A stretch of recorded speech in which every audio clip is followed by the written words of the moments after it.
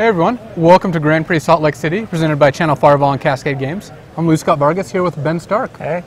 And we'll be covering M15 Limited Grand Prix this whole weekend. We're actually going to be starting with deck building with Marshall Sutcliffe, who's usually in the booth where we are. The Limited Resources? Yeah, he's the host of the podcast Limited Resources, and he does a lot of coverage, way more than either of us. Oh, yeah. But we're going to take a look at his deck building in just a second here.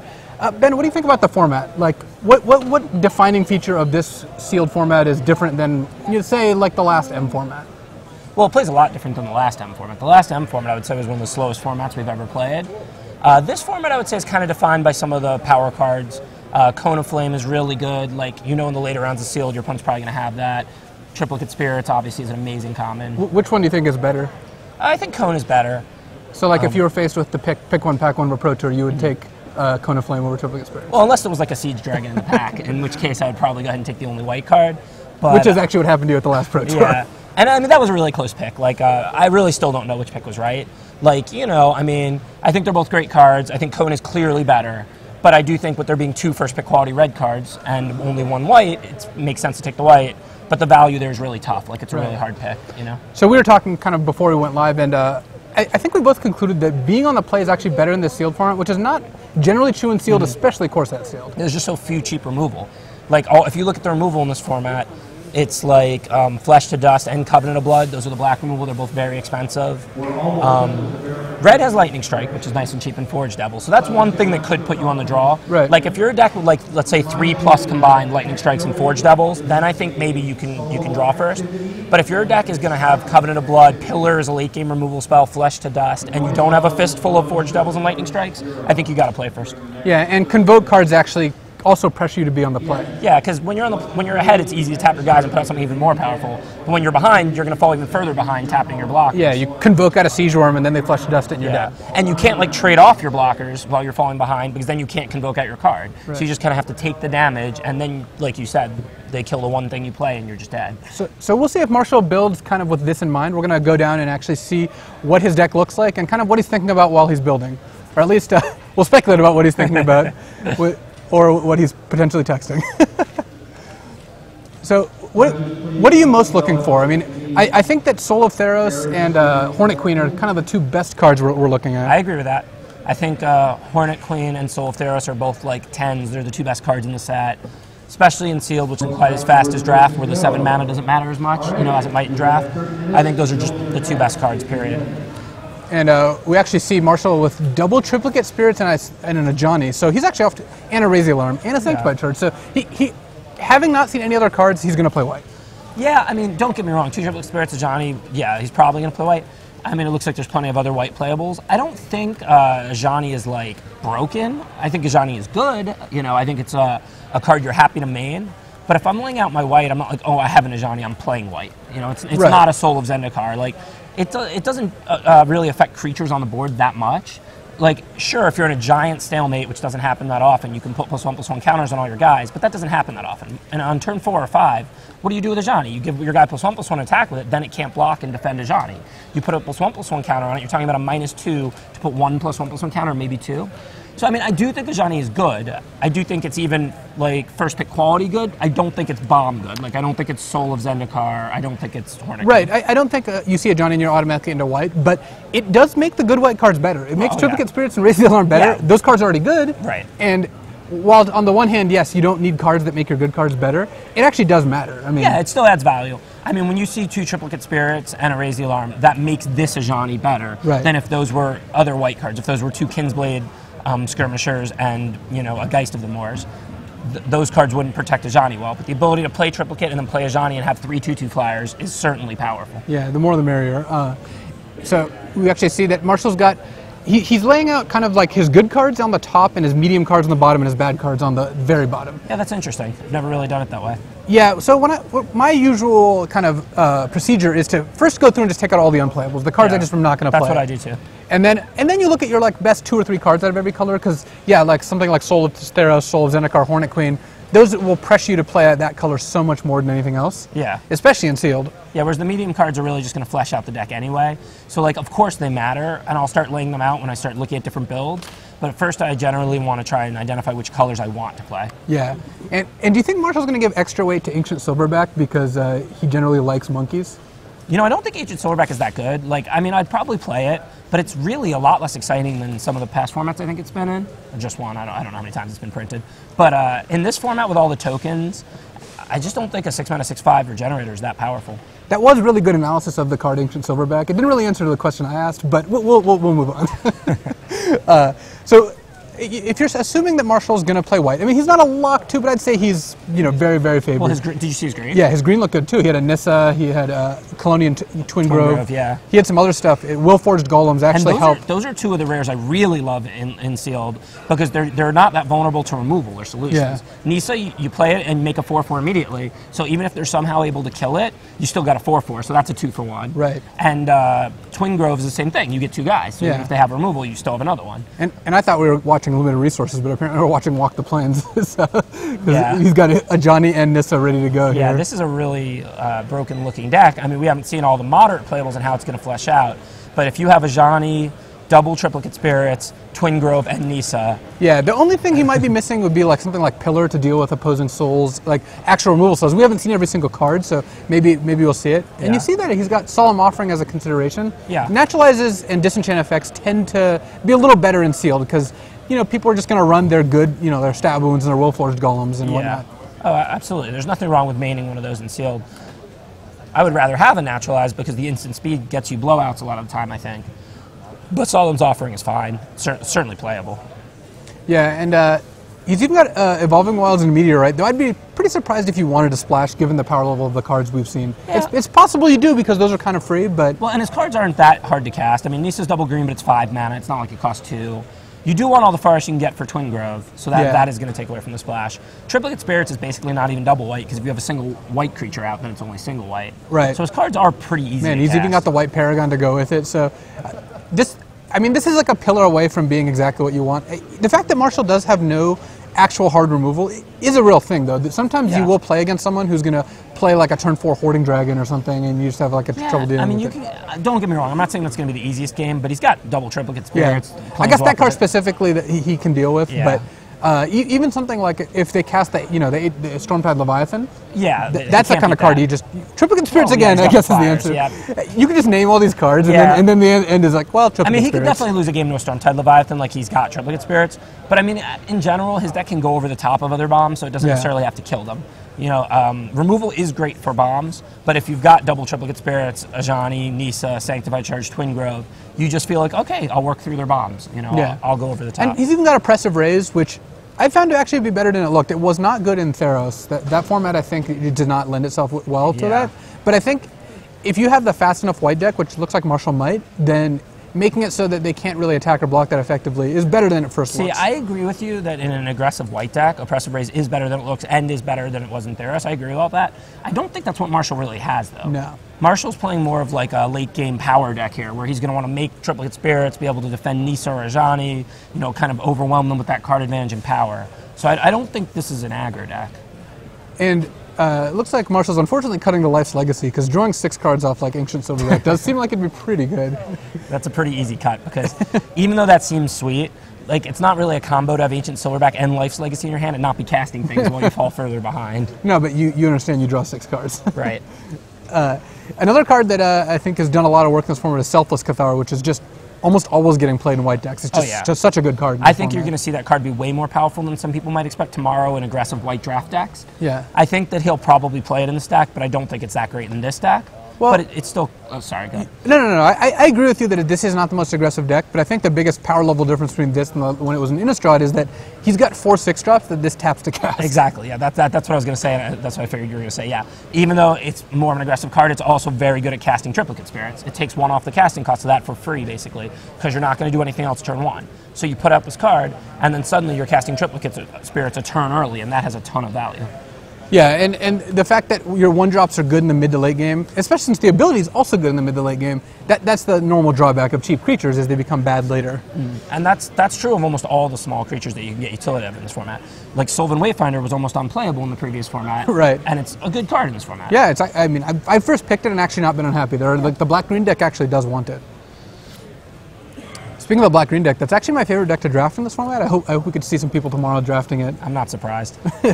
Is that because it's just, you know, a very good deck and I just want to win at all costs? Or because it's very combo-ish, you know? You draw extra cards. The whole reason for the deck is just to make it so you can just play the black divination, you know, unearth the graves and draw 2 cards out of your graveyard. Yeah, and the make the giant scavengers is pretty insane. That guy can be you know, a 7/7 or an 8/8 pretty easily if you play some Wayfinders and Assistants, make a trade or you know, kill a creature. And it looks like Marshall's leaving his scavenger out for the time being in a removal light deck that is decent, especially if a lot of your creatures are tokens and don't actually, you know, add to the count. And he doesn't have a Wayfinder, right? Yeah, he doesn't look like he have a way to really enable it. I'm not sure. He has 2 green 2-drops, and I can't really make out what they are. I didn't think they were Wayfinders. One's a Rune Club Bears for sure. So I don't know what the bottom second one is. Rune Club Bear. Yeah. Yeah, I can't. Really I can barely see it, but I am able to make it out. Yeah. It looks like he's considering splashing the Lightning Strike again off the Meteorite and the Evolving Wilds. Yeah, I don't love that because Lightning Strike is great because it's so cheap and so efficient. And with his deck not being really aggressive and not needing the reach, he's not going to have a red on turn 2 very often, which would be the point of Lightning Strike in his deck. Yeah, it's actually I think the exact kind of removal you don't want to splash. Yeah. Like he would rather splash. I mean, if Flesh Dust cost 1 black, or if you're Shahar, or if he or Pillar of a Light, those are the kind of removal spells he's actually missing. He wants to be able to kill the giant things. The small things, I actually don't think he's going to be that worried about. I agree. I mean, unless he's short playables, which I don't think he is, but I didn't count yet, I would not be looking at a Lightning Strike Meteorite splash for this deck. Yeah, and it actually looks like it is a Satyr Wayfinder, so an Undergrowth Scavenger might be a little bit more... Oh, he does have a Wayfinder. Yeah, okay. Might be a little bit more plausible, but it's still not a great card. Phyrexian Revoker is an interesting one, too.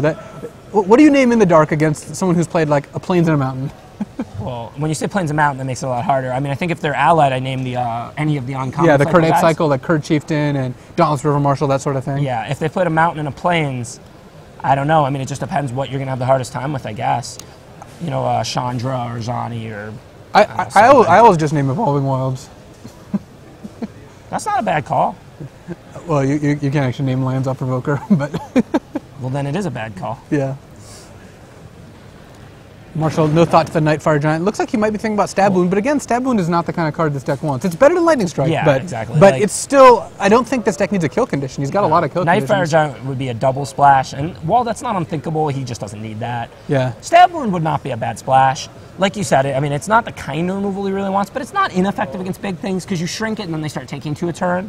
So, like, if they play a 5/5 and you Stab Wound it, maybe then he has one of his 4/4s out and the 5/5's effectively dead. You know, maybe the guy has to suicide it to get the Stab Wound off the board and it's dead, or he takes 2 a turn and sits there doing nothing. And you see Marshall's got the last splash option of Frostling's Divination, which I actually don't mind. I think that's a pretty plausible option. I mean, if I was going to splash, it would be the black here. I wouldn't splash unless he needs the playable, which I don't think he does. Not even Divination, because it draws you like more cards. Removal is great, but when you have a deck that can go over the top with this much power, I think you just are the proactive player here. Yeah. You just go ahead and put out your dudes and start playing Triplicate and Nisa. You have so much of this. I don't think you're worried about removing things. I don't think you're worried about Stab Wound as a win condition. Why am I trying to have a late game Lightning Strike in my hand? Right. I actually do like the Revoker in this deck. Obviously, he'd play almost any 2-mana 2-drop, but the fact that people always play their Dauntless River Marshals, Kurd Chieftains, and Nightfire Giants, you know, is relevant. And this deck, those are the kind of cards like the utility creatures this deck would have a problem with. It's kind of cool that Revoker gives you a little bit of an out against that. Yeah, I mean, Revoker's okay. Yeah, I'm not saying it's a great card, but I think you actually kind of like it here.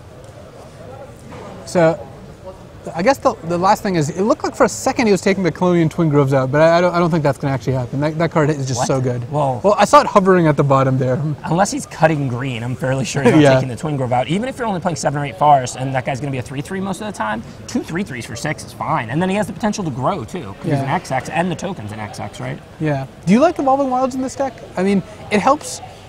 You have the Twin Groves, so you have more of an incentive than normal, I think, to play a dual land.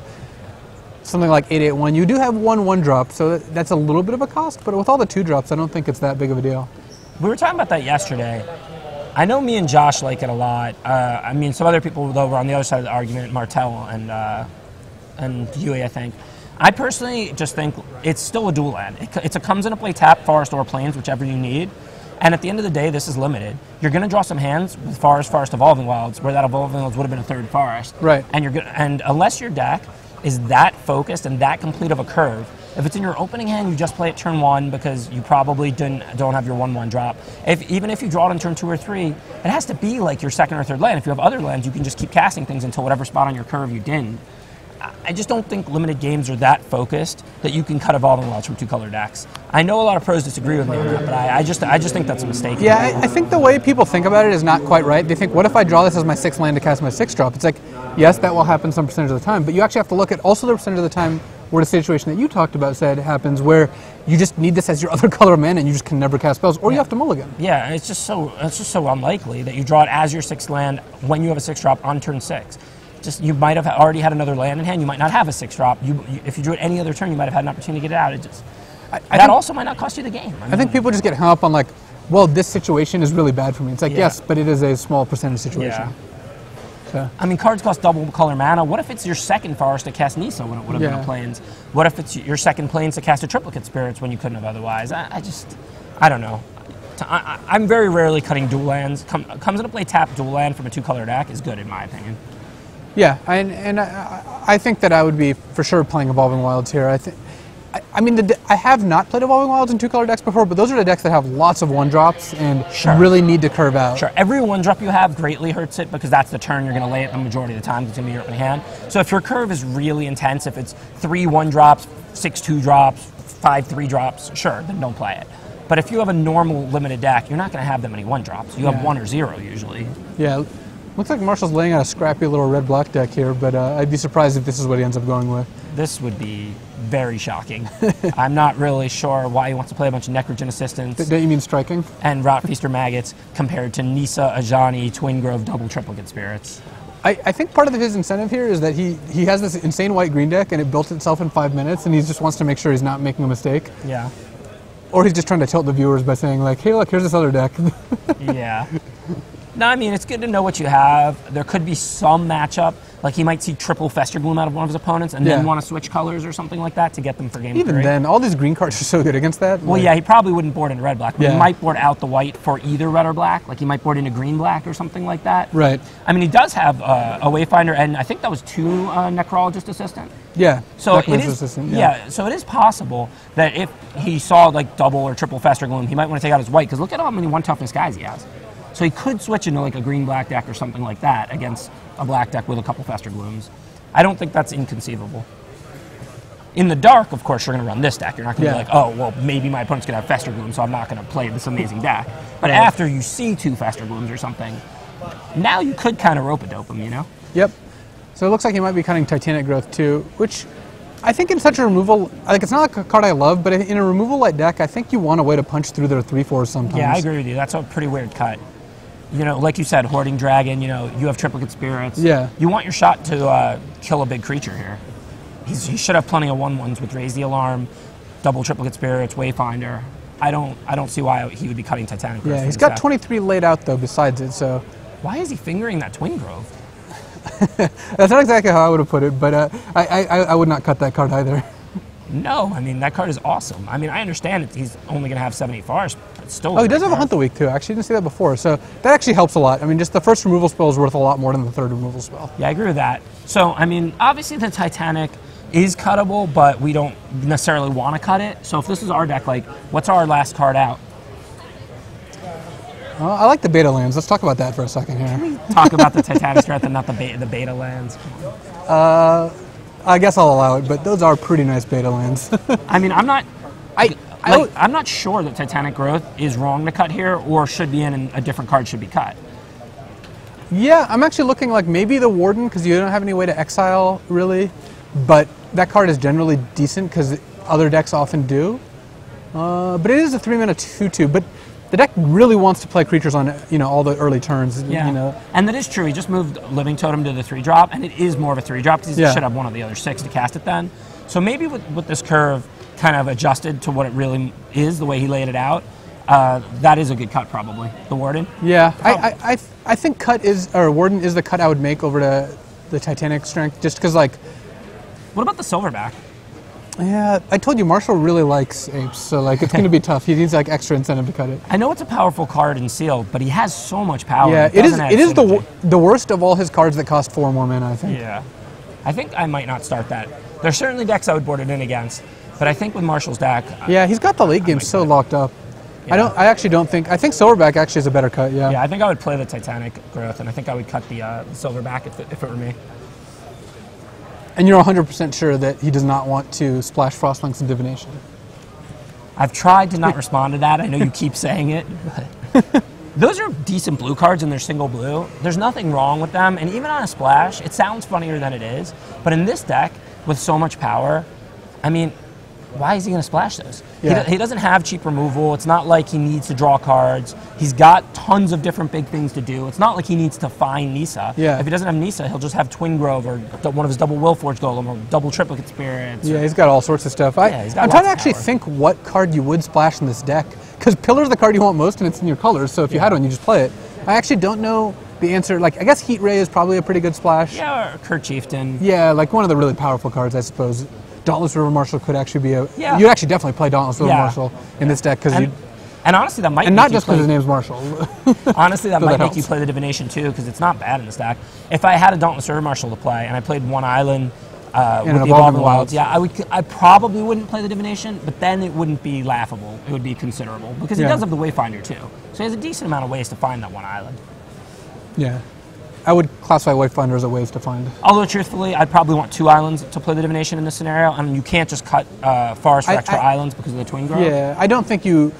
I think you just play the Dauntless River Marshal with the one island and the Evolving Wilds. I don't even think you'd run the Meteorite. I don't think you care that much. Yeah, I agree. That's probably what I would end up doing with this deck. And yeah, I mean, Marshall is making a sacrifice for the viewers here by letting the whole stream watch his deck here. We are streaming live, but I do think that that makes coverage better. I'm glad some people are willing to do it, just because. I mean, I did the first round of DC here. Yeah. Yeah, they've streamed a lot of my drafts from the Pro Tours and stuff, and obviously, like you said, it's a small disadvantage, but It is. I mean, it's well worth it, I think. The other thing is, like, how many people in the tournament are like watching the stream in order to get a potential edge in the future? That doesn't make that Yeah. much sense. I guess if maybe, yeah. I mean, at the end of the day, even if it costs you a couple percent, it's a card game. It's really sweet to have it on TV to get to see it. Yeah. I know, like, my friends at home will watch. My girlfriend will watch sometimes. It's pretty cool to. It's pretty cool to just have your stuff streamed. Frankly, yeah. Just like no way to say that. It's just sweet. I like it. Well, I mean, we're on the stream literally. Yeah. So. Welcome back, everyone, to the booth here. We're going to get started with round one relatively quickly here, but I want to actually talk about M15 draft. So I talked a little bit about the black-green kind of dredge deck where you're playing Wayfinders, Necromancer's Assistants, trying to enable your graveyard cards. Are there any other like slightly offbeat archetypes that you actually like, or do you think they mostly don't get there? I don't think it's too like archetype-y a format. I would say green-white tokens is kind of an archetype. Right. Like, for example, Overwhelm is a card that I consider very good in a good green-white tokens deck and virtually unplayable in any green-red or green-blue or other green deck. Yeah. Because, I mean, if you have Raise the Alarm and Triplicate Spirits and the rest of your deck is like Wayfinders and Mystics and Shaman of Springs, you can get to 7 or get to 6 or 5 and have all these small creatures out. Then Overwhelm's a very powerful card. Yeah, and you also have, Willforged Golem. Siege Worm actually is just the best green common for that deck, which is kind of Right, it funny. has other Convoke cards that are making you want these cards anyway. Yeah. And that deck has a lot of small guys, so you kind of need to punch through. And I actually don't think it's okay. I think Overwhelm is very good in that deck. And I think, like I said, it's virtually unplayable in a lot of other decks. So, I mean, I feel like that's kind of an archetype. As far as offbeat, though, I mean, green-white tokens I feel like is a pretty obvious archetype. Yeah, just a Convoke deck. I mean, Yeah. it has some amount of tokens, some amount of... Basically, it's just trying to turn all your creatures into Elvish Mystics. So Right. it is funny that Elvish Mystic actually becomes bad in those decks some of the time. Well, because Elvish Mystic is not special. Everything's Right. an Elvish Mystic. Yeah. You'd rather play a Wayfinder. Selfless Cathar, Wayfinder. Right, because they have other abilities and are also Yeah, Mystic. if you told me that I'd be taking Wayfinder over Elvish Mystic, I would have thought you were insane. But in Yeah. these decks, you actually do. Yeah, oh yeah.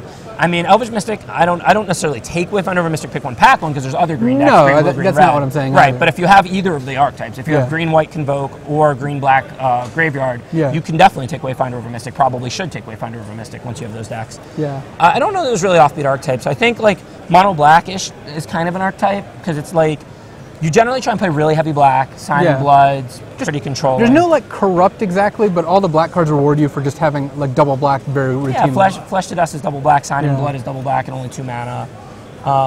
So I guess that's kind of an archetype. I feel like you play the green-white or green-black deck, it's kind of an archetype. I feel like you play like a heavy black deck. Yeah. And then the red blue and soul artifact deck that we lost to at the Grand Prix, which is not a deck you draft very often, but sometimes can't actually get there. It definitely can get there, but there's not a lot of cards for it. Right. It's the sort of thing where, like, if you have the white-green deck, you can first pick Siege Worm knowing you'll get the deck, or like if those colors are open, the deck will be there. Red-blue could be open and you could not get the artifact deck. Insouls just could be open. I don't think you could ever go into a draft saying I'm going to play Insoul. It's more like you first pick a Lightning Strike and remember that there's an Insoul in the pack. Right. And then you see an Insoul third and you're like, okay, I'm probably going to table that other Insoul. And then you take that and you take Darksteel Citadel 7th or whatever. Right, and then you table that Insoul and then you go from there. You win the Grand Prix. Some people. Yeah, well, not us. So, we actually got a little break here. We're going to come back with round 1 in about 20 minutes. So we'll see you then.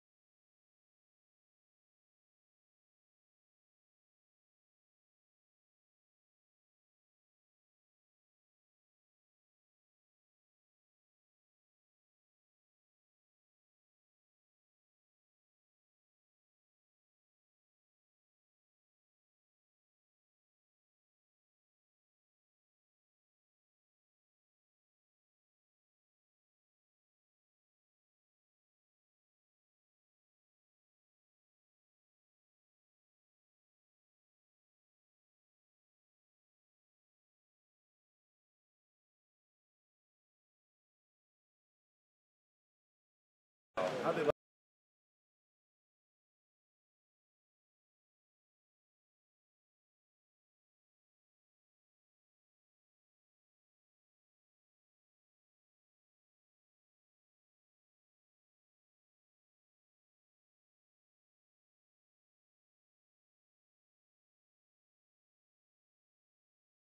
everyone, welcome back to the booth. Luis Scott Vargas here with Ben Stark. And we'll be going down shortly to watch Marshall Sutcliffe's feature match. We just saw him build his awesome looking green-white Planeswalker deck.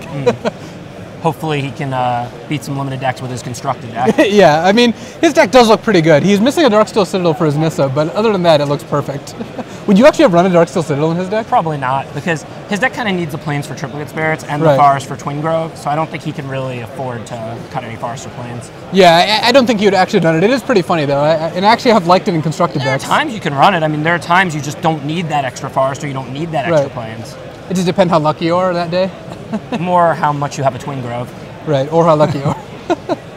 But we're going to watch Marshall pretty shortly here, and I think that the deck he most doesn't want to play against is basically a deck that has like a non-combat bomb, like a bomb that doesn't have to get involved in combat. He's pretty good once combat's happening.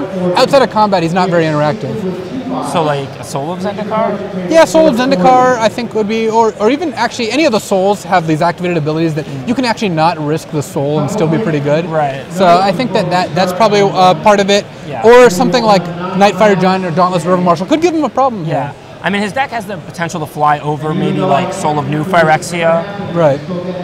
But yeah, like I could see Soul of Zendikar, Soul of Theros, I think, or Soul of Chandalar being a problem for him. Speaking of Chandalar and Theros, which one did you enjoy more? Did you enjoy playing, Theros, the format, or playing the Chandalar computer game?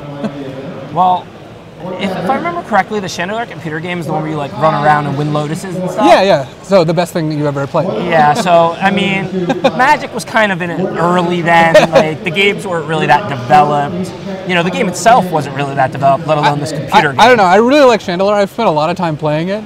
And Theros Standard was not the most appealing to me, so I actually might have to go with Chandalar here. I mean, I will grant that we played the same Standard in Theros for a long time, which I think it's really cool that now Standard's going to rotate every 6 months. Oh yeah, probably not going to happen that's insane, anymore. by the way. I mean, I know the announcement's a couple weeks old at this point, but Yeah. I'm actually like complete upside. Really looking forward to it. Super looking forward to Standard rotating twice a year instead of once a year. Yeah. But that said, I think I would still rather play Mono Black versus Mono Blue than the Chandalar video game, computer game, whatever that. Just no appreciation for the classics. Yeah, not really. I'm not big on tradition or classics. Yeah. I always want the newest, best thing. That's kind of how I am.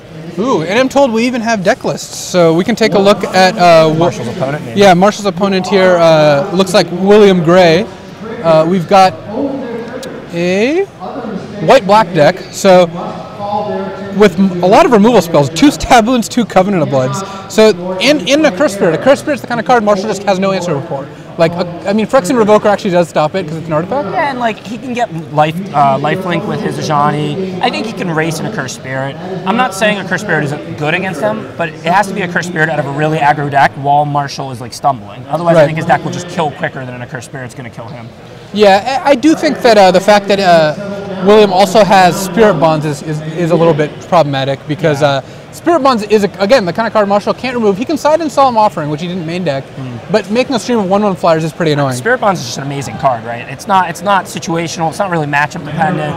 You just get to make an extra 1 flyer every time you play a guy. By the end of the game, it's just awesome. It's like Necrogenesis. Do you remember that card? Necrogenesis was great. Yeah, it feels very similar to Spirit Bonds. It wasn't as good as any of the cards in Esper because I just forced Esper in shards, but otherwise it was good.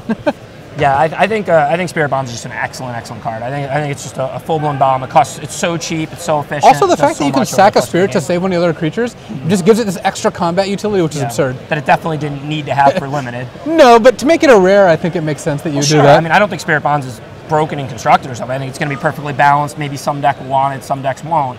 But I think for a sealed deck, it's a nightmare to play against. Yeah, and I think that with triple Selfless Cathar, you know, Marshall's going to face not only a lot of tokens, but ways to pump those tokens. Oh, is that what his opponent has? His opponent has Spirit Bonds and triple Selfless And the Cathar. Accursed Spirit and all and that? the Accursed Spirit. Yeah, this could be a problem for Marshall. Spirit-themed deck, Accursed Spirit and Spirit Bonds. This could definitely be a problem for Marshall, because I was saying, like, in Accursed Spirit, black decks aren't usually that aggressive. Like, I think Marshall can kill in time. But if his opponent is a triple Selfless Cathar, Spirit Bonds, Accursed Spirit, like, aggro black-white deck, that could definitely be a problem for Marshall's deck. Yeah, especially since Accursed Spirit also attacks Planeswalkers, which does make those cards worse. I mean, those are some of Marshall's better cards. Sure. When they have an Accursed Spirit out, you know, playing in a Johnny is a lot less impressive.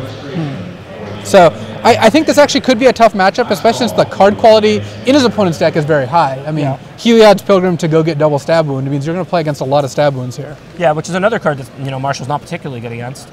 Yeah, I think that Marshall's definitely going to want Solemn Offering if he ends up seeing multiple of these cards. Yeah. If you saw Heliod's Pilgrim and Stab Wound, just those two cards, not the second Stab Wound even, would you bring in Solemn Offering?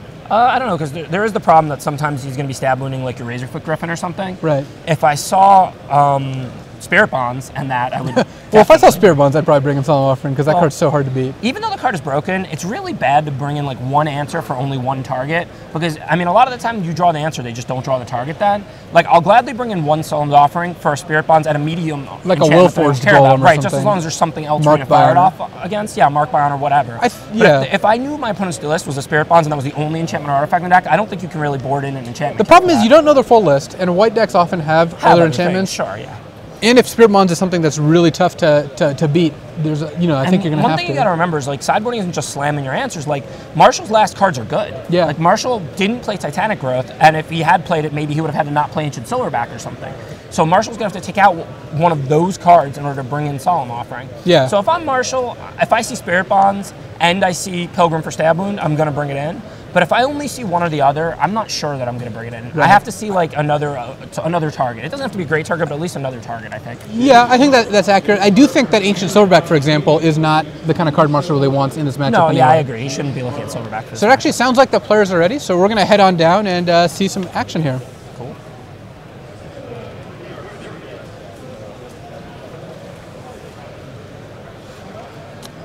The beta lands there is Marshall. What does it say about you when you play with beta lands and a limited GP? So I like beta land, but I agree that I actually don't use it in limited just because I feel like you should just use the limited lands in the limited format. I do play it in all the constructed formats. Yeah, that's fine, because in constructed your decks are fancy, but this is limited. Definitely not my style. Yeah, I mean, it still looks good. I can appreciate it. He's doing a service for the viewers, really. I don't know. I have a lot of respect for Marshall as a limited guy. And I don't like to see limited guys with beta lands. It's just, I don't know, rubs me the wrong way. Well, he's got the Raise the Alarm tokens at least, and Raise the Alarm matches up pretty well against Selfless Cathar. Also, I think we can deduce that William Gray does not have Spirit Bonds in his hand by the fact that he did not cast it on turn 2. Yeah. I think Marshall also doesn't have lands, but he does have some things to do. Yeah, he looks like he's going to be able to play a Runeclaw Bears, and then if he hits the land, he can play Triplicate Spirits. So yes, he missed a third land drop, but he can still have a turn 4 Triplicate Spirits, which is a good start. Yeah, and he has stuff to do in the meantime. I think he has a Revoker in that hand too, right? That's what it looks like, yeah. So, I mean, even if he doesn't draw the land, he can play the Revoker, and then he can play the Triplicate Spirits the following turn. She's not in the worst shape. And here comes the Stab Wound. Is that his only target? Obviously, it's a great target. I don't remember if we saw the whole deck list or not. A quick scan reveals that he's got a Crippling Blight as well, which is actually not a horrendous card to go get. Right. I think the card's already playable. Right. Whoa. It looks like William is not playing Mouse Calcify main deck, which I think is an interesting choice because it's such a powerful card. But if you think like 40% of people are playing white, or like maybe even half the people are playing white, it could be right. And it depends how much white you have also, because people are going to play white a lot because it's the best color, but they're still going to be playing 2 colors. So, I mean, if almost all my creatures were white, if, say, 3/4 or more of my creatures were white, I would never not play a Mass Calcify. But if only, like, 1/3 of my creatures were white and 2/3 of my creatures were black, sure, then I might not play it. Yeah, and I think in a deck with a bunch of, with Spirit Bonds and a bunch of white creatures, I think it's probably worth the risk. But he's glad he doesn't have it in here. I mean, he does have a decent amount of black cards, it looks like, on the sheet. I don't know how many. They're mostly creatures. spells, though. Double Covenant. I mean, this deck's very good. Yeah, this deck does. Marshall did draw the land, though. So Marshall is going to run out a turn 3 or turn 4 Triplicate Spirits, which is still very good. Yeah. And interestingly, one of the best cards against Marshall is Fester Gloom, which William has one on the sideboard, but I don't know if he'd be bringing it in, considering it's probably good against himself also. Yeah, it is funny that it's obviously a double-edged sword. I don't know, if you compare the two lands, Marshall's do look a lot better. You have to admit that. Yeah, obviously beta lands look pretty. I'm not saying they don't. It just kind of rubs me the wrong way, like I said. In Constructed, I think it's fine. Like, I can appreciate when someone uses it in Constructed. But that's just not limited to me. Beta basic lands, really? Yeah, I admit I don't end up using them as well. But so Heliod's Pilgrim, Stab Wound, Crippling Blade are not going to fight Triplicate Spirits very well. So William actually could just be in trouble here. Triplicate Spirits is just an awesome card. I mean, Triplicate Spirits is a bomb common. I mean, I think it's Lightning Strike is the second best common in the set, and I don't think Lightning Strike and Triplicate Spirits are close. No. Like you talked about earlier, that Cone Triplicate Spirits pick, I do think Cone is better, but to compare a common to Cone, to be able to maybe take a common over Cone because there was another first pick quality red card in the pack really is telling, because Cone is amazing, but Triplicate Spirits is also amazing. Triplicate Spirits is a very good card. It's a card that you're going to win a very high percentage of games when you cast. And I really like its upside that you're seeing here, that the casting cost is flexible. If this was a Cone sitting in Marshall's hand, he could be falling further behind. Instead, with only 3 lands, he was able to play his Triplicate Spirits. Yeah, and here I actually like this attack too. He ended up just attacking in the air and then casting Wolfforged Golem with his ground creatures. Runeclaw Bear had an okay attack here. We could have traded for Selfless Cathar or Heliod's Pilgrim, but in general, I think it's better just to get your 6-drop out there while it doesn't really cost you much. Yeah, well, he was definitely going to cast Wolfforged Golem, right? Yeah. So the only question was whether he would tap one of the flyers and attack with the Runeclaw Bear, or tap the Runeclaw Bear and get it for 3 in the air, which is a close decision. Exactly. And it looks like William probably drew the Razorfoot Griffin this turn, because he would have cast it last turn. It holds off the Triplicate Spirits quite nicely. Here's where Marshall really could use that Titanic Growth. Yeah. And what he does have, I think, is the Paragon, but the Razorfoot Griffin would still stop one of the guys, but William would be taking a lot of damage. Yeah, I actually don't hate Paragon just attack with everything. What does that look like? You lose a Triplicate Spirit, but then you get something like 14 damage through if there's no chump blockers. Yeah, I guess you can still double block Runeclaw Bear, one of the 2/2s, but does he have Stab Wound in hand that we know? Yeah, I think he went and got that. So you're going to lose it to the... So you maybe want to wait for the best possible turn to play the Paragon, since you know you're only going to have 1 turn with it. Right. So it could be correct to send only the Wolfforged Golem and play the Razorfoot Griffin to Paragon next turn. Or it could be correct to play the Paragon here and then just slam all your white guys. That's a pretty close decision. Do we know William's exact life total? I don't know. He should be at now 17, so... plus the 2 raised on him, so it looks like 15. It doesn't look like the life totals have quite been updated yet, but... Yeah, I think I like what Marshall's doing, knowing that our opponent has a Stab Wound. Yeah, he's just going to get additional value out of it. Out of the Paragon, yeah. It also helps because you have a free attack with Wolfforged Golem this turn. Right. So next turn it might not be as good of an attack with Wolfforged Golems, but Paragon is going to make that attack better by itself. Yeah. If we didn't know our opponent had a Stab Wound in hand, I would have played the Paragon there and slammed out all my guys. Yeah.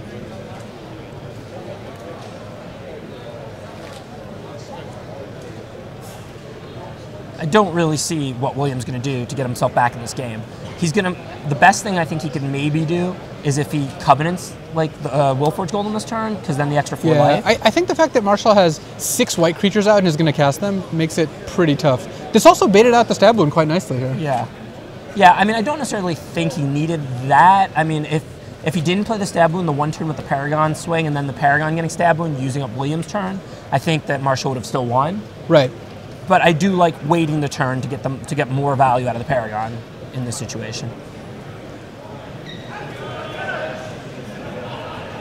And now I think this should be virtually a no-brainer. I think you play the Paragon and you turn every single guy in play, and I don't think you pause, or I don't think you have to think about it. I think it's just... I mean, your other 2 plays are just not relevant comparatively. Yeah.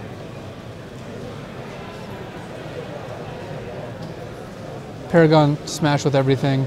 You lose a creature, and I guess Sungrace Pegasus has a decent double block on one of the 2/2s. Sure, but you're losing 2 guys, killing 1 and dealing 10 or something. It's not great to suicide creatures, but when you're dealing 10 or 12 or something like that, it's pretty easy to throw away 1 of your 9 creatures. I mean, it's pretty much a no-brainer. But it was a close decision between 2 last turn and this turn, and I like that Marshall waited. I think that's pretty good. I think that Marshall played this game absolutely optimally. I would have played a land on turn 3, but other than that, I think he did play perfectly. Yeah, that was a bad choice, obviously.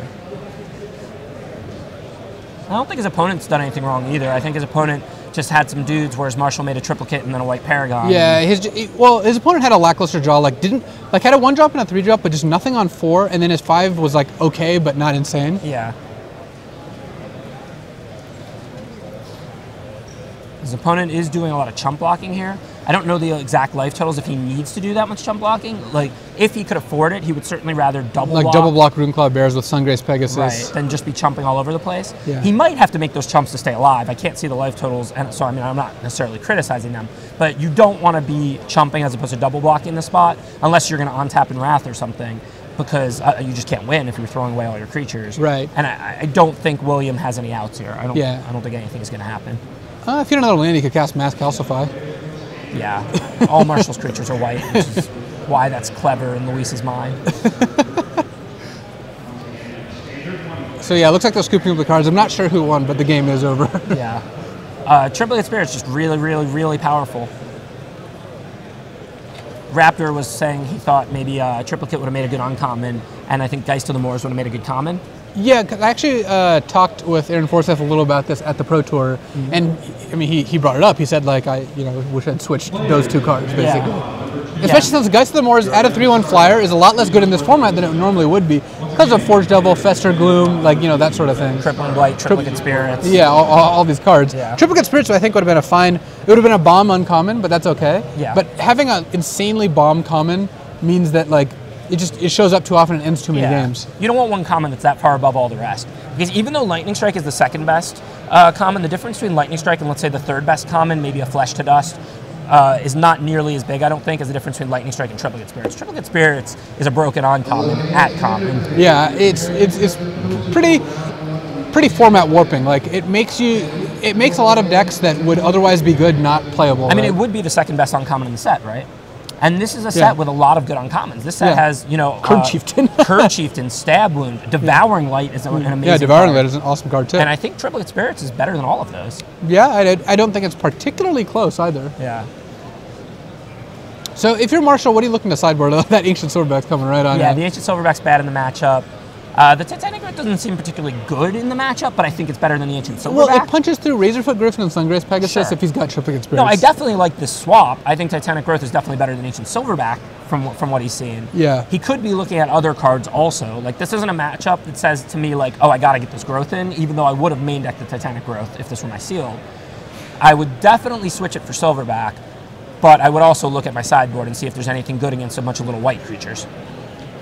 Yeah, which I don't think Marshall particularly has. I mean, the thing is, white-green is not the color that really has that much. And it's also really funny to me that Plummet, a card that used to be one of Green's best sideboard cards, also a good main deck card, is bad against the good flyers. Like, Triplicate Spirits being the best flyer, and it's just not good against it. Yeah, and the flyers are small, like Cavalry Pegasus is probably the next best white flyer. Yeah, Sungrace Pegasus is definitely like... I mean, you don't feel that bad plummeting it, but it's not like you got a huge edge. They cost the same amount of mana. Right. I don't think Mass Calcify is coming in for William either. No, obviously not. I mean, you did make a good point, because Mass Calcify looks like such a bomb, and it kind of is, but white is the best color, and this is sealed, not draft, so there's not a distribution of the white cards. Basically, a lot of people are going to be white. Yeah. So, I mean, I definitely don't think it's unreasonable to not start a Mass Calcify if it's not amazing in your deck. But if almost all my creatures are white, like I said, if 75%, 66% of my creatures are white, I'm starting Mass Calcify.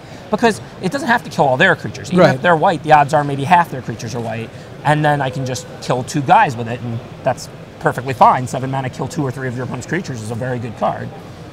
And if they're not white, it still has the potential to sweep their board and win the game. So, I mean, certainly not getting boarded in, but whether or not to main it is definitely a good hot topic to discuss. Yeah. Marshall with his spiffy Luminous Resources sleeves. Those look pretty good. Yeah. Though I think you can easily get them, so I don't think they're actually properly a limited resource. Well, I don't know about the sleeves themselves, but I know limited resource is pretty popular. You know, Marshall obviously does commentary at a lot of the Grand Prix, and when we're standing around talking between rounds and stuff, you know, there's always people coming up to him, you know, thanking him for limited resources, and, you know, getting autographs. So, I mean, I think it must be an excellent podcast. It is. My favorite episode is the one I was on because I actually haven't listened to the other ones. But no, I think by all accounts it is a quite a good podcast. I've listened in a couple times, but I don't think that I'm personally the best at evaluating stuff like that. That's why I'm saying it just seems that it has a lot of fans. Is it that you don't understand the concepts being discussed, or no, a different reason? Yeah, it's that I'm good with the strategy, but I don't think I necessarily know what makes a good podcast. I've never done one really. I went on Rob Martin's once and did an interview a while back. So Marshall with the Evolving Wilds, which is not hurting him here. In fact, it's getting him his second green, which I think is, score 1 for Evolving Wilds or something like that. I really like a Johnny's Pride mate in this format, by the way. Oh, yeah. There's just so many little combos with it. Yeah. The first game we played, actually, in this format, I played a Johnny's Pride mate and 2 Soul Miners. Then you killed the Johnny's Pride mate and I didn't do anything. Yeah, but with Sungrace Pegasus as a good common anyway, you can just play that, the Pride mate turn 2, the Pegasus turn 2, the Pride mate turn 3 attack and have a 3/3, and that's just awesome. It's not like you have to combo with Soul Mender because Sungrace Pegasus is great. Yeah, it's 2 good cards, that work well together. It's like chocolate and peanut butter. Yeah. I remember at the last Pro Tour, I was talking to Neil Reeves, who I think is one of the best limited players of all time, and he said something to the effect of, this is the best a 1/2 lifelinker has ever been. Yeah. You give it flying, it solves a lot of its problems. Yeah, but in the past, we've seen like Vault Scourge, we've seen other 1/1 flying lifelinks, and they weren't that good, because in those formats, just the gaining the 1 a turn and paying for 1 wasn't that good. In this format, it just kind of is. Yeah. What do you think Marshall named with Revoker? Given the cards you saw in Game 1, would you just name Selfless Cathar? It's the only card you saw with an activated ability. It's not super relevant, but... Yeah, you probably name it.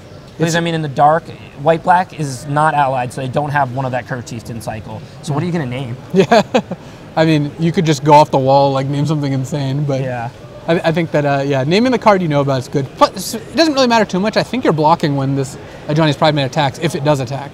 Oh, yeah. Unless he needs it for Convoke, though. That's true. Marshall's hand hasn't a Johnny, but I didn't actually see a Convoke card. Okay, yeah, I didn't see Marshall's hand at all yet. If Marshall has no Convoke cards, sure, you're probably going to block the Revoker for the Ajani. It's a 2/1 for a 2/2 with an ability. Yeah. But if his hand, he might not block. Let's say his hand has 1 more creature and then triplicate. Yeah, then it just taps for mana. You wouldn't get Stone Rained. It's much more important to cast triplicate a turn early, right? Take a few damage. So people in chat were discussing podcasts. When are we starting our podcast? I keep telling Marshall we're going to start a podcast, Unlimited Resources. Well, I don't want to compete with Marshall's, but it would probably be fun to do a podcast. It could be something we think about. Yeah, that could be fun. But we'd have to call it Unlimited Resources. Well, I certainly wouldn't call it Unlimited Resources. I love talking to Marshall about Limited. I think he's very knowledgeable, so if anything, I would try and figure out a way to maybe mooch onto his podcast or something. Oh, he would love to have you on. Yeah, I definitely wouldn't want to. Actually, Marshall, so he did a Kickstarter, and he promised to have a bunch of guests on the podcast, but I've seen no evidence of this. I'm actually one of the people supposed to go on his podcast, so...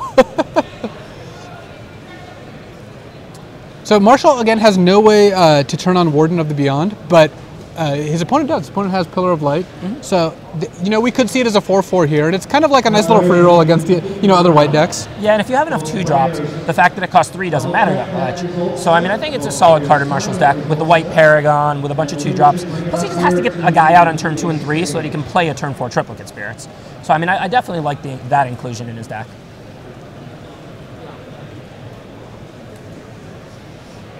And it looks like neither side really wants to attack. The Child of Night does make the Johnny's Pride mate a little better. So you're going to want to, obviously you can't attack into Razorfoot Griffin, but you're going to want to maybe try to trade that Child of Night off for something in order to make it so your Pride mate gets better. But pre the Child of Night, neither person ever had a positive attack for them, so good for them for realizing that, because William would be trading down if he traded the Ajani's Pride mate for the Phyrexian Revoker, and Marshall would be trading down if he traded the Phyrexian Revoker for the Heliod's Pilgrim. Right. So nobody really had an attack in this game. Where if Marshall attacked with the Warden, it would get blocked by the Child of Night. There was basically no positive attack over. Well, now there is, because Paragon comes out. You've got a 2/3 and a 3/3 attacking. So Marshall can trade one of his creatures for a Heliod's Pilgrim if he really wants. He can double block the Heliod's Pilgrim.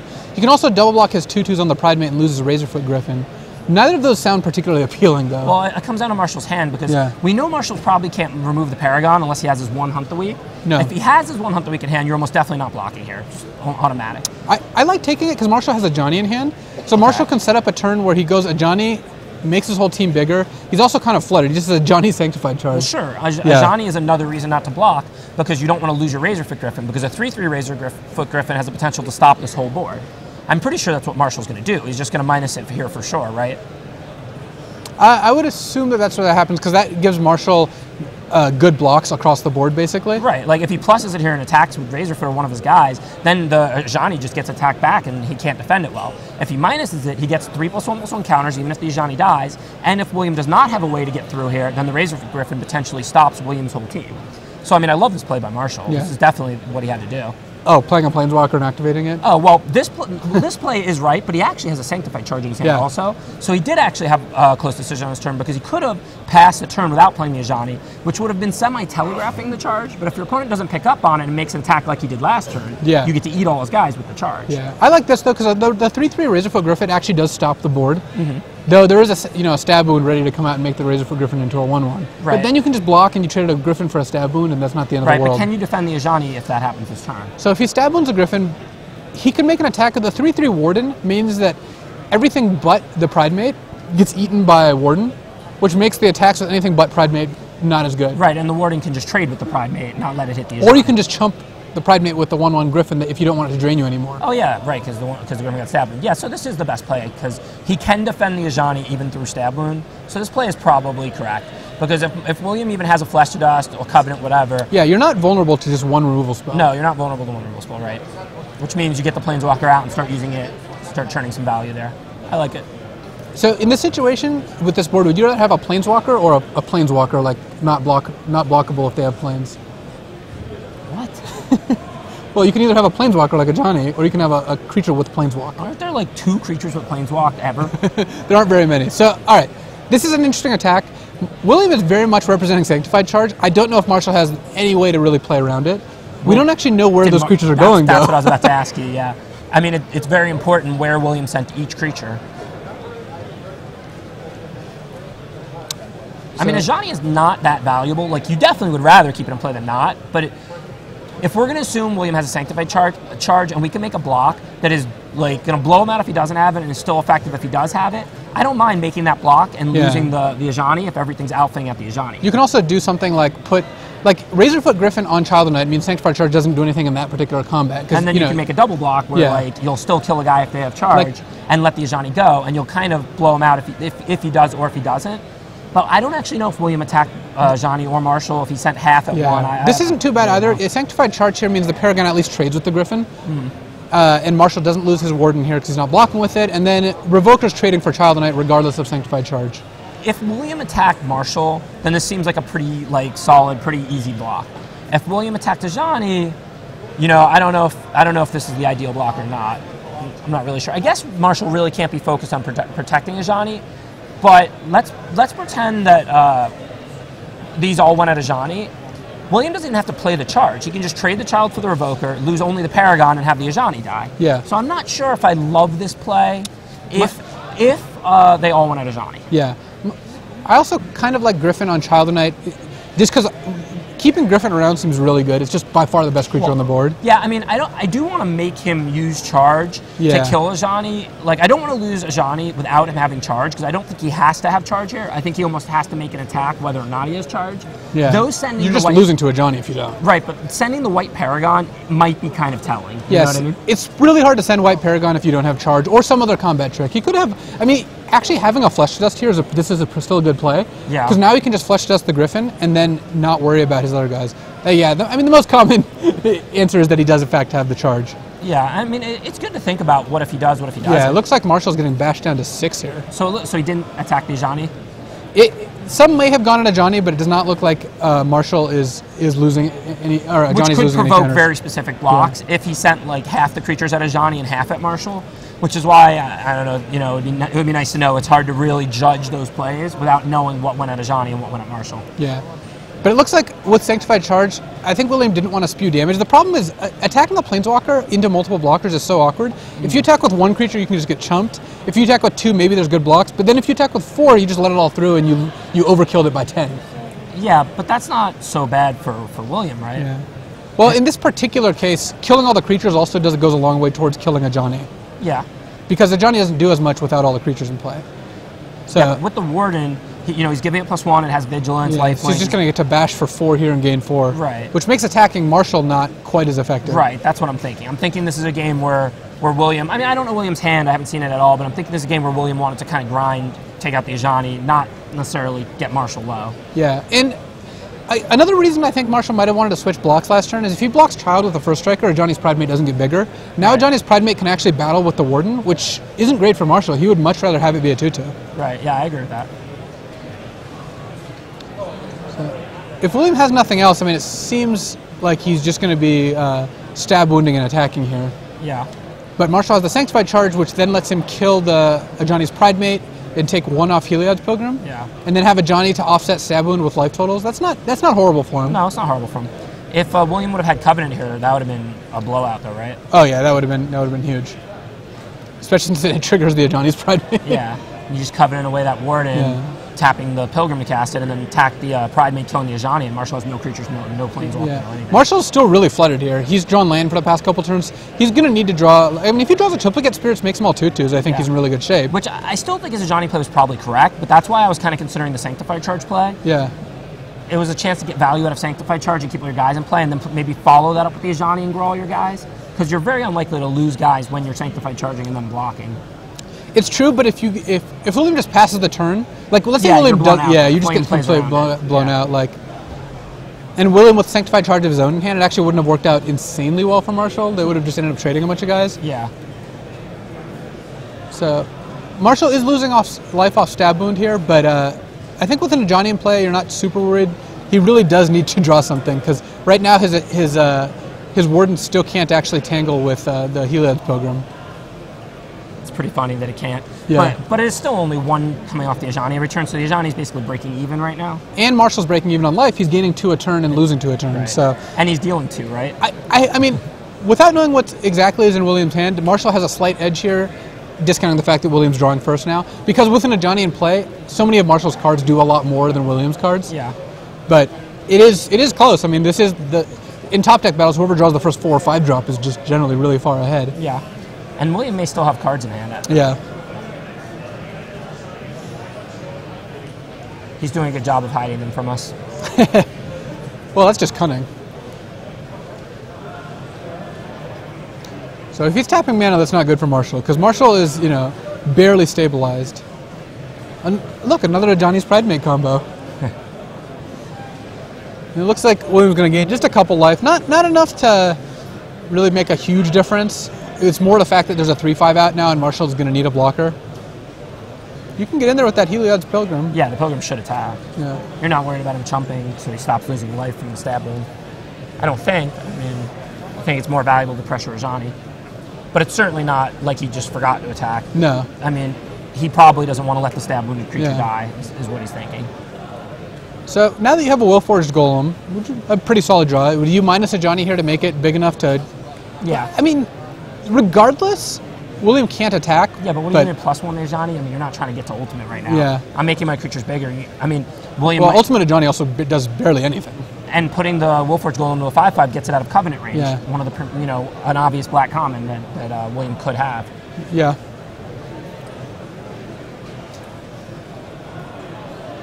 Marshall at this point might be looking at that Warden and kind of wanting it to go away. He might start chump attacking into the Which is I think why here. William didn't send the Pilgrim last turn. Yeah. I think I still would have, but it's pretty close. Oh man, that's brutal. Solemn Offering on the Willforged Golem is going to go a long way.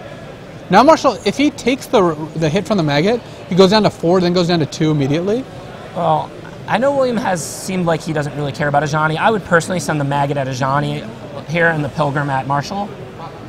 Looks like that might be what's happening. Yeah, make him either chump or lose the Ajani, and you don't spew the 1 damage on it from the Pilgrim, because it's not that important that you hit it. Right. But I think it's correct to send the Maggot at the Ajani. Because if you don't, he gains the life back from the Maggot anyway, right? He just untaps +1s the Ajani on the ward and gains 3 life back. So I think it's a pretty easy play to send the Maggot at the Ajani. I actually think it might be worth sending the Pilgrim at Ajani too, because now if Marshall draws a token spell, he can immediately minus Ajani. Maybe on triplicate spirits? Yeah, that's a good point. And going from 7 to 6, I don't think is going to change that much here. Yeah, you're definitely right, knowing Marshall has 2 triplicates. And you've seen 1. And you saw 1, so I like your play. In the dark, I don't know. Yeah. If you had no idea whether your opponent had, let's say you just didn't see a triplicate in game. Right. would you still make that play out of fear for triplicate? I mean, white decks and sealed have a pretty good shot at having triplicate. Yeah, it is a common. As we I just don't about. think the 1 damage is that relevant. So now Marshall Drew raised the alarm, which is a lot less bad for William because now he still can't actually stop the Rot Feaster maggot. Yeah. Yeah, the 1 damage probably isn't more relevant. No, Marshall is at 6.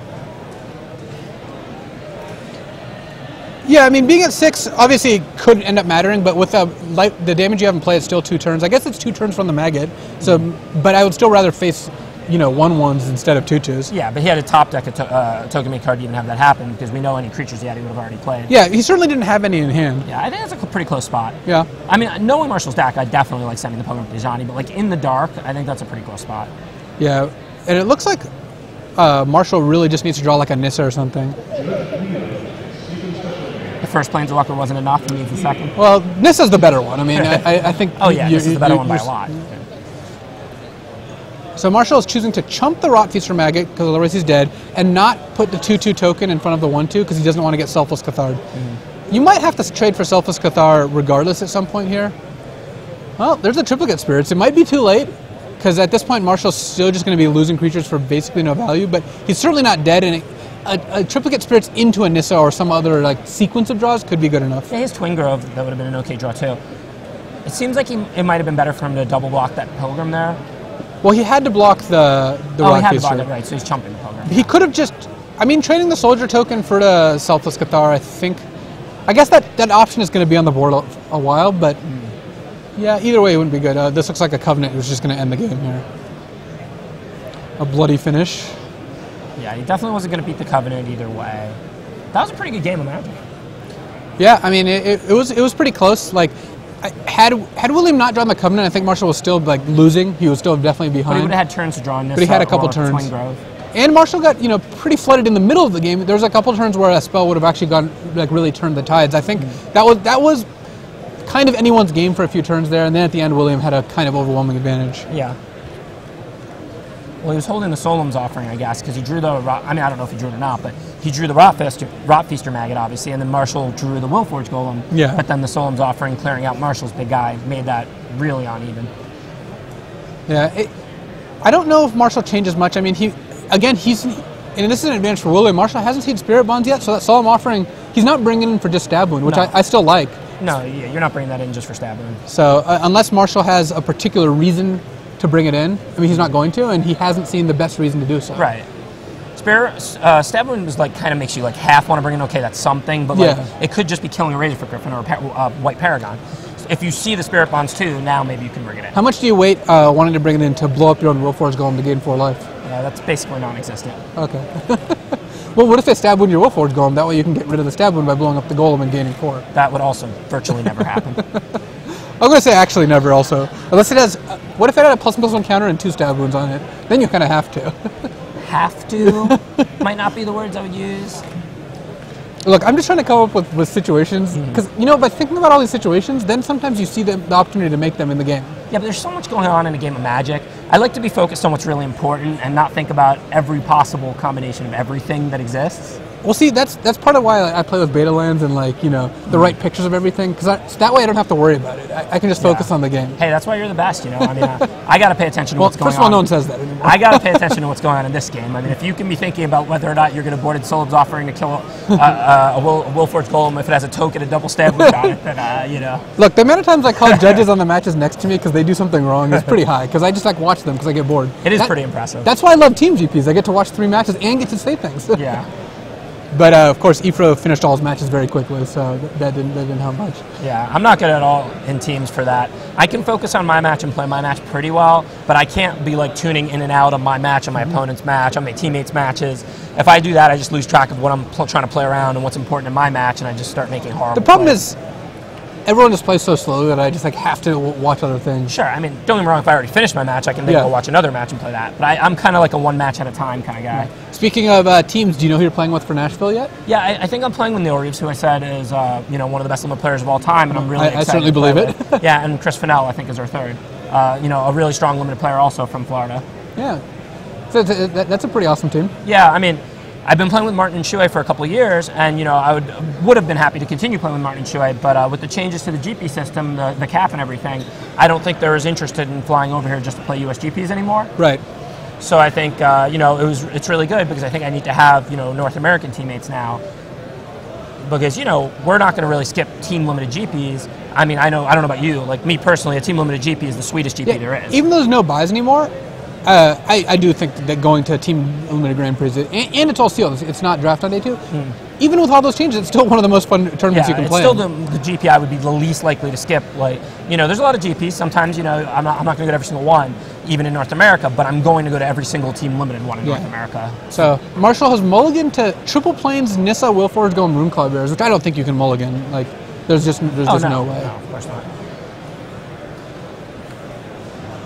I mean, it's not the best hand, but if you draw a forest, it ends up being pretty good. And now with the triplicate spirits, if you draw forests or white creatures, I think this hand actually develops pretty well. You mulligan 7s a lot more liberally than 6s. You're not going to go to 5 on the play when you have land drops and things you can cast if you just draw one forest or something. Yeah, also good spells in particular, though. It looks like Marshall has missed so far. So, I mean, forest, and I still think he has a very competitive hand, but if he misses for a few more turns, he could be in trouble.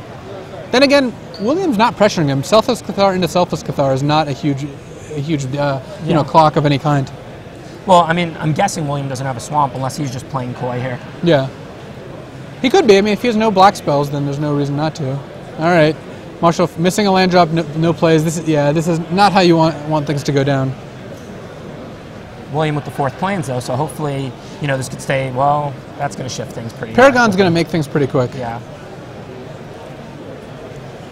So Marshall, I think, needs to draw a forest this turn to have a decent shot. If he misses this turn, well, he didn't miss this turn, so we'll get to see how it goes from here. He could play a living totem with, no targets, or he could play Rune Claw Bears. Yeah. It's kind of rough because you don't really want to play a totem, but totems does stop all the attackers. I'm pretty sure I'm playing totem here. Yeah. I don't think you can get around it. I mean, if he plays the bear, what's his plan with the bear? Well, his plan is to play the bear, but then he realized that he's just going to trade it for a Cathar and take 4. Or if he blocks the Paragon, I guess it trades for a Cathar, and he has to sack the other Cathar. I mean, it trades for only sacks, but he would take 3 and use 2 mana. I guess you could play a bear and just throw it in front of any of the creatures. The Paragon, if it attacks one of the Cathars, if it doesn't. But I mean, you really want to use more mana, I think. I don't think. The thing is, even though Totem has like a discount because of Convoked, you don't really have the time to do all that. Yeah. I think that was a pretty close spot. I think I'm a little quick to just say, oh, I just want to use all my mana. Yeah, I think the fact that it's a 2/3 does make me want to do it. I guess that actually still trades for Cathar, though, right? You block a Cathar, and then he sacks the other one. Yeah, that's what I kind of figured out like halfway through it. I think this is all right. I don't think if it was like a 2/4, then it would be, awesome. But a 2/3 doesn't really stop the Cathar away. Stab Wound being pretty brutal here. Well, William either having or drawing the swamp, I think is going to make it really hard for Marshall to come back. I mean, he's really far on his back foot now. Yeah. So Razorfoot Griffin presumably locks up the board, except for, again, Cathar still just makes it so Marshall still doesn't have a great block here. Yeah, it doesn't really stop anything, but neither would the Totem, which is why the bear play was okay.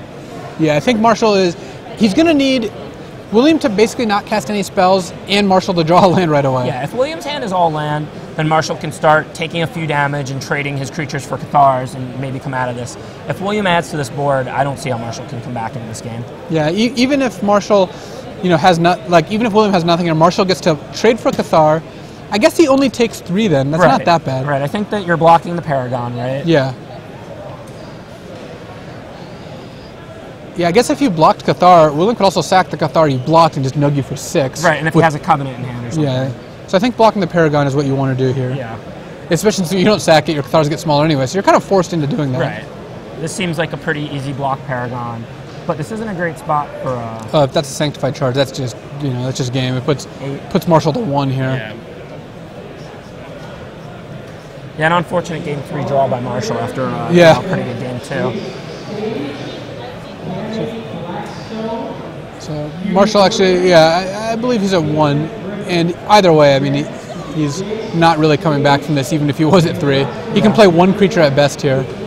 Yeah. It's pretty tough because Marshall's deck is really good. I would still actually, like, I mean, being 0-1 is tough. Yeah. You got a lot of rounds left, but I think Marshall's deck is still, you know, in like the top 20% of decks or so. Marshall's deck's very good.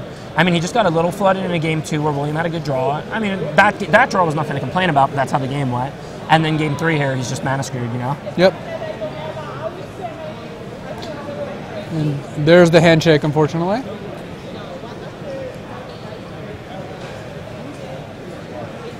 Hey everyone, welcome back to the booth here. Luis Scott Vargas here with Ben Stark himself from the House of Stark. Still alive. Yeah, for now. No spoilers though. Yeah. So we're going to have the time-shifted matches next round. We're going to go on break here for a little bit, and then next round we'll be back with multiple matches to cover. We saw Marshall get pretty demolished there.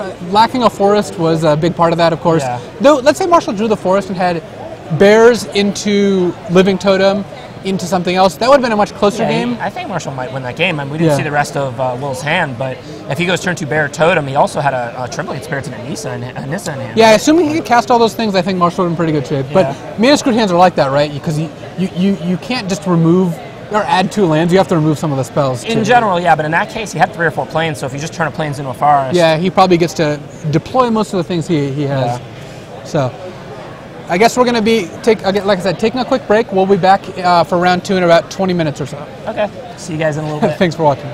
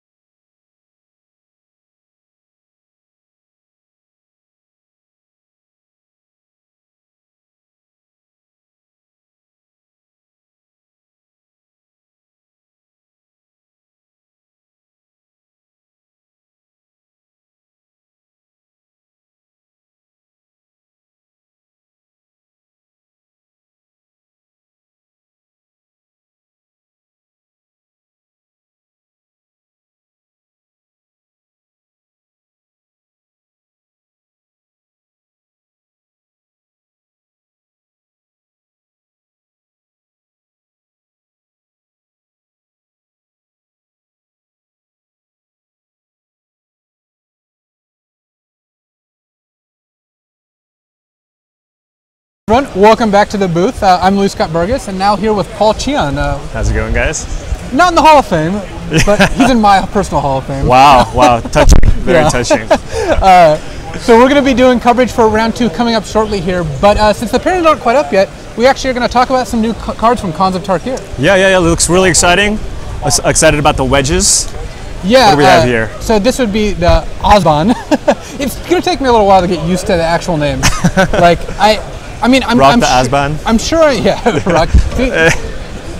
Bear in mind, Paul said that. I didn't say that. Yeah. You know, it's what sometimes he just rubs off on me. So what can I say? But it's going to take me a little while to get used to actual wedge names. But I think the cards look really awesome. Like definitely.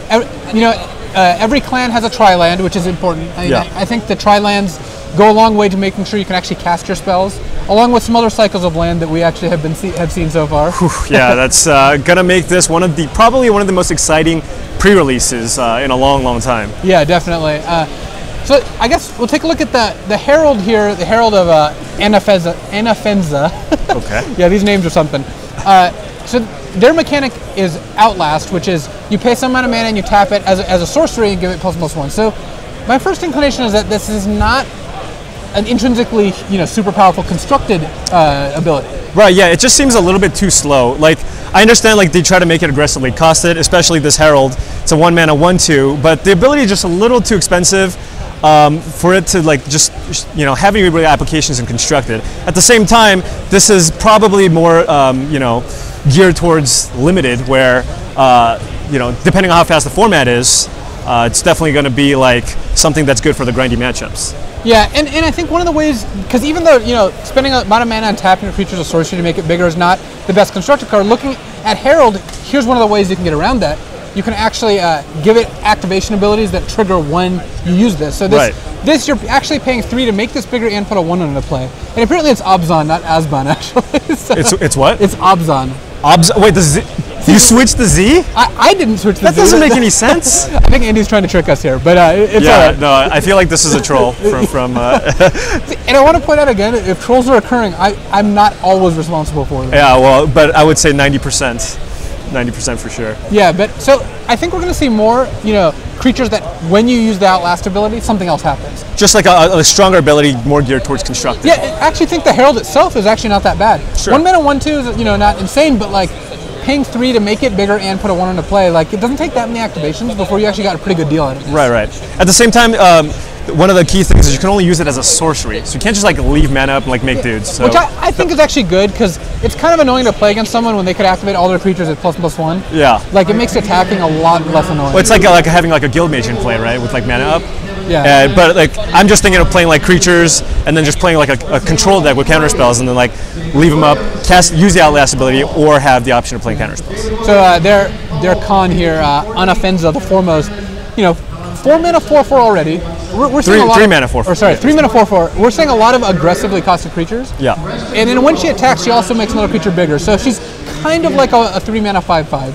Not quite Doran, but getting there. But it targets another one. So if she's the only creature on the battlefield, she will not become a 5/5. That's correct, right? Right. So it says another. So it's not quite Doran, like I said, but it is very close. I think we're going to see a lot of 3 mana 4/4s. Like the preview card I got last week, Savage Knuckleblade. That guy's absurd. Yeah. I think a little more insane than Anafenza here, but the fact that she's, again, kind of like a 5 mana, 5/5 for 3, and she also stops Delve, which is the Sultai, the green blue black mechanic, by making it so all the creatures get exiled instead. That actually goes a long way towards stopping. No, definitely. This guy seems like we're definitely a lot of people are going to be testing it for the Pro Tour. It's a very aggressively costed creature. Yeah, and I think that we're going to see kind of what exactly you're getting for 3 colors worth of mana. Obviously you can't just make 3 colorless 4/4s and not have anything happen. Yeah, well, I feel like that's why a lot of people have been speculating in cards like Mana Confluence, because in order to make these 3 color decks work, it seems like you need something like that, minus some of the new things that are being spoiled that we'll discuss in the future. Yeah, I think mana bases are actually going to be pretty decent, and I believe that there's still a cycle of lands still not yet spoiled. So really, I think so. You think what they spoiled is not enough? Not necessarily that, but I think based on what people looked at, right? are looked at for like card counts, then we still get to see 10 more lands. Oh, okay, I see. Or 5 more lands. It's possible because they've only spoiled like 60 or 70 cards. There's still a lot more cards. You can see a lot of the exciting cards. Yeah. When 25% of the set is spoiled, you get to see like half the exciting cards Right, because those are the ones that get spoiled first. But then we've also got Watcher of the Roost, and this is more interesting for what it implies, which is that there's a lot of morphs that have non-mana costs to flip up. Right. So that is a pretty big deal. I mean, another thing that actually Marshall Sutcliffe, whose match we just covered, he wrote in his article for Wizards last week was that, earlier this week, that there's no morphs that cost less than 5 mana to unmorph that just dominate another morph in combat. Right. And I think that's important because that stops the whole Battering Craghorn, Skirt Commando. Is it the Skirt Commando? Is it the Battering Craghorn? Zombie Cutthroat. All those cards are just really, really oppressive, and I'm glad that they don't actually have that. Yeah, Onslaught had a lot of cards that just completely destroyed you. So we're going to get back to Doom Blast later, I think. But we're coming back to the booth now, everyone, because the players are shuffling. We're about to go down, and actually we're going to see David Williams, poker superstar, and actually a member of our team. He's going to be testing with us in Hawaii, playing against Rand Pomo here. So it should be an interesting match here. We're going to go down in just a couple minutes as soon as they're done shuffling. Pretty excited to see him, be able to play with us on the team. I'm really excited to go to Hawaii as well. So yeah, we're a little less excited about your inclusion, but we will.